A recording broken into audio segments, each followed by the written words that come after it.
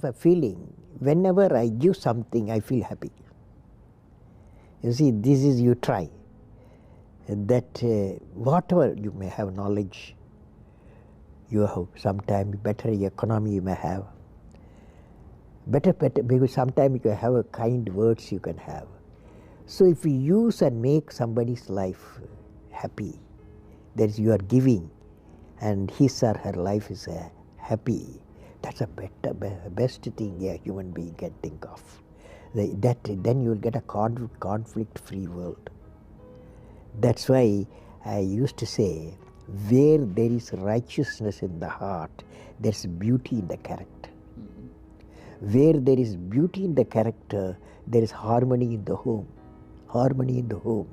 Where there is harmony in the home, there is order in the nation. When there is order in the nation, there is peace in the world. Where is the starting point? Where there is a righteousness in the heart, beauty in the character, harmony in the home, and the order in the nation, peace in the world. All are in one after the other is coming. So where we start? We start the righteous in the heart. Remember this incident, 1979, SLV-3 satellite launch vehicle, I was the project director, mission director. My mission is to put the satellite in the orbit. Thousands of people worked nearly 10 years. I reached the Sriharikota, and it's in the launch pad. Countdown was going on. T-minus 4 minutes, T-minus 5 minutes, T-minus 1 minute, T-minus 40 seconds. Computer put a hold, don't launch it. Computer says, don't launch it. I am the mission director, I have to take a decision. Everything is on. Behind me, there are 6 experts. They saw computer database coming in and screen, and they see the pictures in the screen. They said there's a problem. The problem is there's a leakage in a system, in the control system. But immediately calculation, no problem. We have got sufficient fuel and oxidation for control system. It controls the rocket to the required attitude, and we can go ahead. Now, of course, my expert's view, but I took the decision. Problem is mine.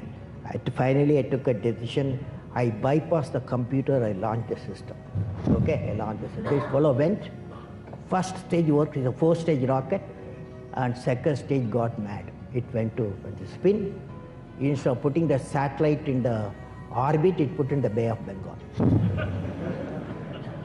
1979, it was a failure. It was a failure. First time I experienced my failure. How do you manage the failure? Success I can manage. So at that time, a great man, a great leader, Professor Satish Dhawan, he comes to me, I'm very tired working nearly for months. He wakes me up, come, let us go for a press conference. Press is meeting there, like this, number of people, world press, with photos, this and that, all the gadgets, they are there. I was really frightened, I will be the culprit, because I'm the project director, mission director. What Satish Dhawan said, chairman, Indian Space Research Organization, said, dear friends, we have failed today. It's the first time I have to give all the success. All the failure is, I want to support my technologists and scientists and staff so that next year they succeed. So he took the whole blame himself.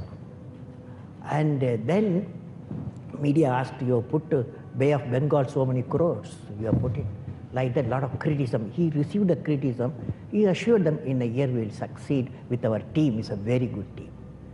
Next year, here only interesting happened. Next year, July 18th, 1980, when he succeeded, Professor Dhawan said, you go and conduct the press conference. Do you follow what it means? It means when the failure occurred, the leader took it up. When the success came, he gives to his team. How did you become so great? How did I become so great? That's the question. Well, which class you are studying? 4th. What's your dream in life? I want to become a singer. Singer? Hindustani or Carnatic? Hindustani or Carnatic music? Any music? Yeah, music. Any music will become. Well, I don't know how became. I don't know. It's a relative terms. So I personally believe you must have a dream. Say, I must have a dream. I must have a dream. I must continuously acquire knowledge. Continuously acquire knowledge. I must continuously acquire knowledge. Hard work. Hard work. Hard work. And perseverance. And pursuance. One should not be not afraid of problems. Not afraid of problems. Then you will be successful. We should know how to handle not only how to handle the success, how to handle the failures. Particularly you are in the management environment, Wharton. I want the young people to understand how to manage the failure. Because any task you do, you have to come across problem. Problem should not become the captain of the individual or the project chief. And the project chief should become the captain of the problems and defeat the problem and succeed. And for a culture of excellence. The excellence not by accident. It is a process where an individual continuously strives to better oneself. The performance standards are set by themselves. They work on their dreams with focus and are prepared to take calculated risk and do not get deterred by failures as they move towards their dreams. Then they step up their dreams as they tend to reach the original targets. They strive to work to their potential. In the process, they increase their performance, thereby multiplying further their potential. This is an unending life cycle phenomena, culture of excellence. They are not in competition with anyone else but themselves. That is a culture of excellence. I am sure each one of you will aspire to become a unique with culture of excellence. You've written books, you've served as president, you're an aerospace engineer, you've been a professor, but you say the title you like best is the title of teacher. Why is that? You know, I had a teacher when I was a young boy, 10 years boy, wartime, the Second World War going on. At that time, I used to see in my class, 5th class teacher, in science teacher, his name is Subramania Iyer. He entered the classroom and we used to see the radiation of knowledge from him, When he enters the classroom, my teacher, I see a radiation of purity of life. And the way he taught, my dream got shaped. What should be my way of life? He is the person, the teacher gave me the vision of my life when I was a young fellow. Now a teacher has got a fantastic opportunity to grow minds, to enrich the minds, and give the dreams to the young people and nurture the dreams with them, and they will become a great human being. Sometime they will become better than you, but better than the teacher. So that opportunity you have. And also the teacher, like what I am doing, I am a professor, I can also do the research. Young researchers will work with me. That's a great pleasure when they get the PhD. History has proven that those who dare to imagine the impossible are the ones who break all the human limitations. In every field of human endeavor, whether science, medicine, sports, arts or technology, the names of the people, just now I listed some of the names of the people who imagined the impossible are engraved in our history. By breaking the limits of their imagination, they change the world. You take C.V. Raman, you take Newton, you take Einstein, you take Chandrasekhar. By breaking the limits of their imagination, they change the world. Carefully hear me what I am saying. What did I learn from the youth of 11 million people? I learned every youth wants to be unique. Every youth wants to be unique. That is you. Every youth wants to be unique, that is you. But the world around you is doing its best day and night to make you just everybody else. Now,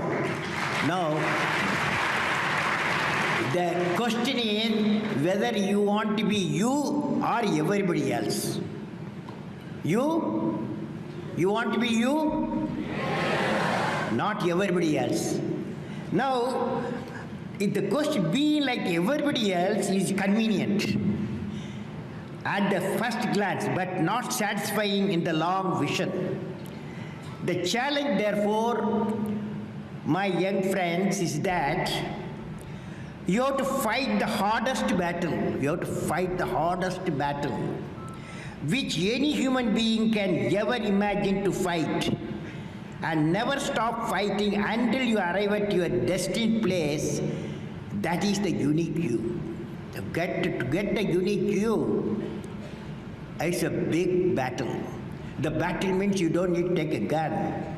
The battle means you have to have 4 unique things. 4 unique tools you must have in that battle. One is you have to set the goal. The second one is acquire the knowledge continuously. And third one, it's a hard work with the devotion. And fourth is perseverance.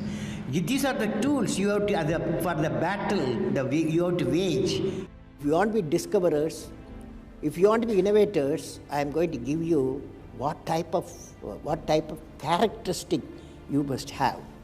Invention and discoveries have emanated from creative minds that have been constantly working and imagining the outcome. The telephone, he was imagining the outcome in the mind. With imaging and constant effort, all the forces of the universe work for that inspired mind, thereby leading to invention and discoveries. See, I have a feeling whenever I give something, I feel happy. You see, this is you try. That whatever you may have knowledge, you have sometimes better economy you may have, better, because sometimes you can have a kind words you can have. So if you use and make somebody's life happy, that is you are giving, and his or her life is happy, that's a best thing a human being can think of. Then you will get a conflict-free world. That is, leaders should work with integrity and succeed with integrity. Leader should work with integrity and succeed with integrity. And I believe President, since you asked the question, has to be continuously in touch with the people. Rashtrapati Bhavan, where I was there, became a People's Bhavan. Instead of Rashtrapati Bhavan, it becomes People's Bhavan. And also I travel into the whole state, cutting across hill, deserts and sea. I was in touch with millions and millions of people.